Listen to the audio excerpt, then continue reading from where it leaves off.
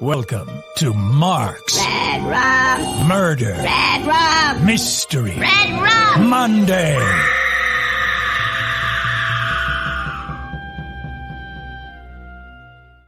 Host, would you be the host of Mark's Murder Mystery Monday? No, you'd be the leading contributor, the lead correspondent. What would you be, Courtney? I don't know what you would be.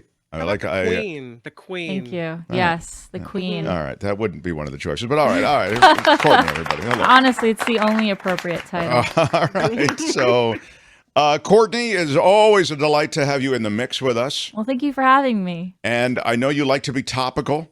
I do. You like stuff that's interesting. I do. And so with the death over the weekend Yes. of the Unabomber, as he was called, Yes. Ted Kaczynski, Yes. I wondered if, and indeed, I wondered if you were going to do it. And indeed, you said, I really want to do something on the Unabomber, just to kind of quickly remind us of who the Unabomber was, what he did. Yeah, we decided to add in an angle around more like criminal activity, and then we got drawn back into murder. It lasted a week. It's true. We also include true crime where no one dies, but in this case. But we'll include true crime. But it just so happened that Ted Kaczynski died, and so Mark and I were chatting about it and about discussing it today on Mark's Murder Mystery Monday. And I also note from that Andre the Giant's daughter is even bigger than him, according to the in the upper right-hand portion there. It's very interesting, right? Kim I has hate called to up, dash your dreams, but I think that's clickbait. Yeah. Oh, you don't think that? Yeah. Don't click on it. Anyway, Ted Kaczynski, the Unabomber, is there in the center of your screen. Andre the Giant we'll follow up on maybe tomorrow. Exactly. All right. So tell us about Ted Kaczynski. So Ted Kaczynski was born in 1942 to two parents, but he was a prodigy. So even in school, he excelled in school. In fact, he graduated from high school at age 15, and he applied to Harvard and was accepted at 15. So he went to Harvard when he was 16 years old. Wow. Yeah, he went on to the University of Michigan. He got his master's there and his PhD, and I think they hired him actually as as a professor. To be fair, though, his PhD was in bomb making, wasn't it? Which should have tipped people off, I think. I mean, yeah, Was he an engineer? What was he? Technologist of some kind, right? He was a mathematician, and he excelled at really complicated mathematical problems. All right. But I think it was in 1971, he decides that he's going to move to a remote cabin without electricity, running water, or really making any money. He was doing odd jobs. And so he moves to Lincoln, Montana. And it is there where he writes his 35,000-word manifesto. How many words is your manifesto, Kim? Not that many. But I wasn't a prodigy. I'm going to give myself a break. Well, I'll give you points for brevity, though. I think sometimes you can overwrite your manifesto. But how short could a manifesto be? You're right. You're not a couple paragraphs. Yeah, maybe you should take another look at it, Kim. Maybe it's too short. Also, they were showing images of it being handwritten now. Do you know how many pages 35,000 words is, Mark? Single-spaced. Wow. How many pages is that? 70. Man.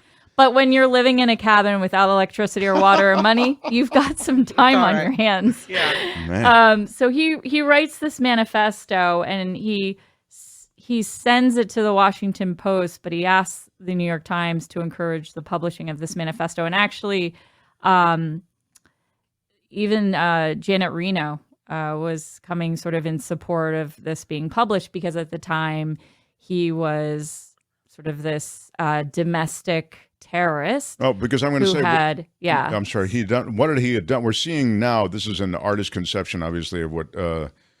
Exactly. He must have been identified by those who saw someone like this around the bombings. Yes. So the bombings started in 1978. And at that time, he sent the manifesto to the Washington Post, New York Times, et cetera. Yes. And he was very upset, mostly about what was happening with the environment. And so he was sending bombs to people that he felt were contributing toward challenges around climate and challenges around the environment. So Okay. he actually injured 23 people with different bombs that he sent to different people, and 3 people died from the bombings. And Okay. And these were, I'm sorry, were they government agencies, or where were they? Were they sent to? yeah, so different people with different backgrounds. His first 2 bombs were sent to Northwestern University. One was a police officer. The second was a graduate student. Both suffered minor cuts and burns. His next bomb he sent was in November of 1979, and it was actually an American Airlines Flight 444 from Chicago to Washington, D.C. There was an issue with the bomb, so it didn't go off, but it did start to smoke. So they made an emergency landing, and they found the bomb there. I just remember that this guy was someone who, like this sketch that you're seeing now, was talked about. They looked at his manifestos for certain patterns. They wanted to see if anybody could recognize this person as a family member. And it went on for a long time. This wasn't something over a few years. I mean, No, I mean, the first bomb was 1978, and then the last bomb was 1995. And So he was captured in April 5th of 1996. And you're right, Mark, because the person that led the FBI to Ted Kaczynski was his brother, David. yes. And there so you go. Brother he- David with a round of as one Unabomber does, applause. Yeah. pored over the manifesto several times and saw He said- a cadence and a prose in there and recognized it as his brother Wow. and made that identification to the FBI. This yeah. is the cabin they got him in. Kim is showing it now. Wow. But he was, do you know how he got his name? Unabomber? No. How Yeah. did he? So I'm mentioning this because it has to do with the question you asked just a second ago, which were the victims of Ted Kaczynski and who he was sending these bombs to and why. Okay. He was actually, the case was Unabomb, B-O-M, and it stood for University and Aircraft Bombings, because he was sending the bombs he sent it to the president of United. He put it on that flight for American Airlines. And then many of the other bombs went to university students or professors or geneticists that were at these universities. And so that acronym was found out by the media, and then they created the name Unabomber. Wow. Yes. Yeah, that's the place in western Montana, I guess, that little remote cabin where he lived. Yeah. Yeah. That would be an ADU in San Francisco. They'd get what? $8,000 a month for that. Yeah. Yeah, right. Exactly. 2.3 with a lovely view. Exactly. I mean, this guy, I mean, obviously it's been a while and he's been incarcerated for a long time.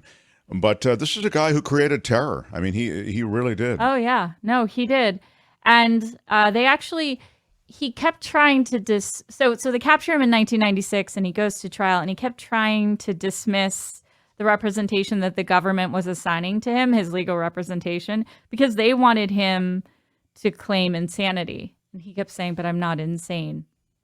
And I think actually one of the podcasts I was listening to said that he did in fact go under tests.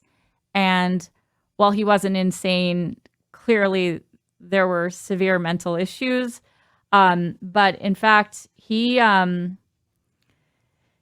did not end the trial with any sort of insanity claim. He actually pleaded guilty to all charges in 1998 and was sentenced to 8 consecutive life terms without the possibility of parole. So he has been in jail for a very long time. He also, while in prison, explored the possibility of gender reassignment.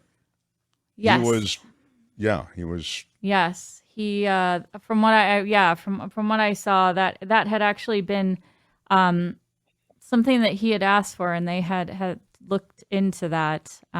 They think that shall we say, frustration, his struggle with his sexual identity, that might have fueled some of his rage that actually led to the bombings as well. I mean, there have been a ton of psychiatrists who've looked at this guy. He's been incarcerated for a long time. He did talk to doctors and psychiatrists. So the psychiatric profiles of this guy are out there, and I think that was one of the things that was talked about. Yeah, I mean, it's very clear. Well, this is coming from a recluse that he was a recluse, but on a different level than myself. But he was really a loner, a recluse. He had issues with like trying to create relationships with women, but I have to imagine his greater concern and animosity and real terror toward other people was around what was happening to the environment. And this is in part because he left sort of the greater society and decided to live in that cabin in the woods, effectively off the grid. Yeah. So his brother turns him in. He gets convicted. He pleads guilty. He's diagnosed as paranoid schizophrenic. He's got some of these things that we talked about. Now let's get to his death, Courtney. Yes, so he committed suicide, from what I'm reading. it is reported that he committed suicide on June 10th. So, and he had actually been moved to North Carolina, and I'm not sure how long he had been there, but yes, it's reported that he committed suicide. I don't know what happened. He's been in jail since 1998, or prison. So I don't know. I don't know much more than that, but he was 81. So yeah. You would think that they would have more supervision over someone like him. I don't know. Yeah, Yeah, I don't know. you're Maybe right. he worked into the system for so long. You know?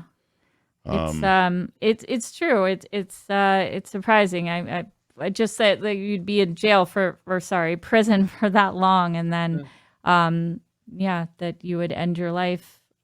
But 81 years old. Well, he had so much life ahead of him. It's a shame. He did though really have a life that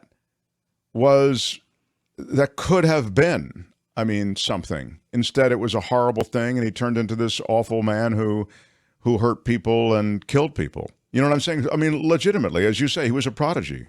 And it's just it's a real tragedy on a tragedy. You know, it is a tragedy that someone that you might say is intellectually gifted use that to create terror and murder and harm so many people, all what he felt was something that was trying to, end what was happening to the environment. You and know, actually, he was a professor at Berkeley. He was a UC Berkeley professor. I mean, as you say, he's this guy really had a chance. I mean, and sometimes it seems like the people that are brilliant, like really genius level brilliant, sometimes that comes with stuff, Yeah, that's true. I mean, to be fair, most geniuses and brilliant people, really don't get into this kind of trouble. This guy really was off the rails. I would say too, even worse than what we're talking about now is that so many people have gone on to use his manifesto as part of other declarations or baselines of creating additional domestic terror or cults or other organizations that harm or kill other people. So unfortunately, his legacy continues to harm and create violence. So, well, I mean, he killed people, he terrorized people, he injured people, and he deserved to have been caught way before they caught him. Thank you, Courtney, for this sort of recapitulation of his life. Recapitulation would be a ding word. And until next time, Courtney, thank you. Oh, Thanks, thank you Courtney. for having me. Yes, of course. That's Mark's Murder Mystery Monday for today. Mark's Murder Mystery Monday on The Mark Thompson Show. Hi, it's Mark, and I thought that was great. Hit the notification bell. You'll know whenever there's a new video being dropped, and please subscribe to our channel to help us save the universe.